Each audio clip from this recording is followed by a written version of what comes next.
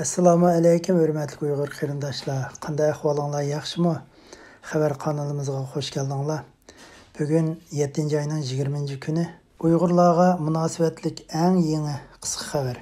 Bugun Amerika Savdo ministri Ross Efendim bayonot e'lon qilib, bayonotida Xitoyning atalmış Şinjan'da turishliq yana 11 shirkatiga jazo yurgizibdi. Hamda bu Xitoyning 11 shirkatiga jazo yurgizish bilan Amerika va xalqaro banklar bilan bo'lgan munosabatini uzib tashlaydi ekan, ham Amerika banklari bilan aloqa o'rnatqizmaydi ekan. Bundan boshqa Xitoyning bu 11 shirkatiga Amerika davlatining nozuk fan-texnik uskunlarning setilib ketishining oldini oladi ekan. Hamda bu jazo yurgizgan 11 shirkatiga oldin qitim jazo yurgizgan 33 shirkat qo'shilgan Xitoyning 4 organi bilan jami vatanimizdagi Uyg'urlarni ekspluatatsiya qilayotgan 48 shirkat va ma'muriy organlar bo'lib hisoblanadi ekan. Bu Xitoy hukumatiga nisbatan ajallik bir zarba ekan. Bu jazo yurgizgan atalmış Şinjan'daki Uyg'urlarga munosabatlik shirkat va ma'muriy organlar bo'lib, bu shirkat va ma'muriy organlar Uyg'urlarning inson haq huquqlarini dafsanda qilgan, lager yasagan, Uyg'urlarni turmaga solab qiyin qistoqqa olgan,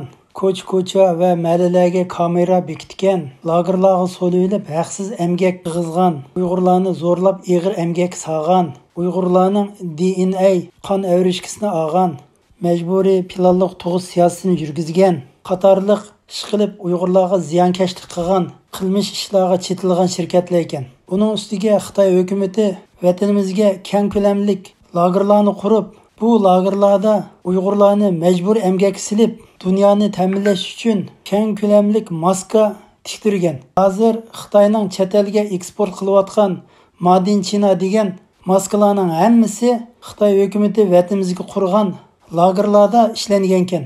Xitoy hukumatining bu razil suiqasdi dunyoga oshkorlanib, Amerika va g'arb dunyosi Xitoy hokimiyatidan texmi jirgangan ekan.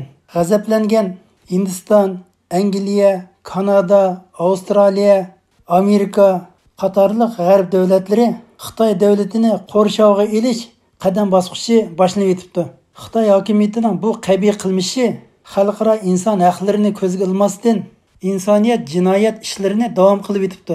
Amerika davlati boshchiligidagi butun g'arb dunyosi vatanimizdagi Uyg'urlar masalasi, Hong Kong masalasi, Janubiy dengiz masalasi kelganda hamda Xitoy hokimiyatiga ajallik zarba yurgizdi ekan. Amerika boshchiligidagi g'arb dunyosining ajallik zarbasi bu qitim Xitoyning jon tomiriga urildi ekan. Bu qitimqi Amerikaning ajallik jazosi Xitoy hokimiyatining yiltizining tavrab qilishiga zo'r turtki bo'ldi ekan.